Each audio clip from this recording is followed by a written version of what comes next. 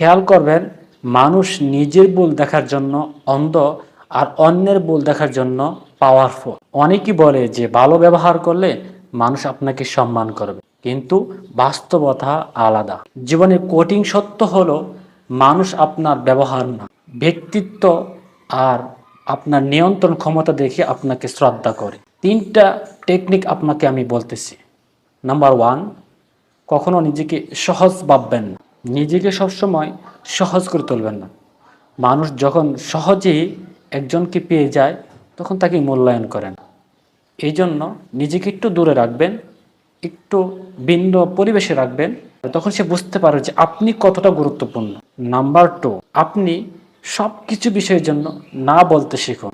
যেখানে আপনার খুব প্রয়োজন সেখানে সরাসরি না করে ফেলুন। সেটা দৃঢ় এবং স্পষ্ট থাকতে হবে। নাম্বার 3, নিজের গুরুত্ব নিজেকে দেখাতে হয়। নিজেকে যদি ছোট ভাবেন তাহলে সবাই আপনাকে ছোট ভাববে।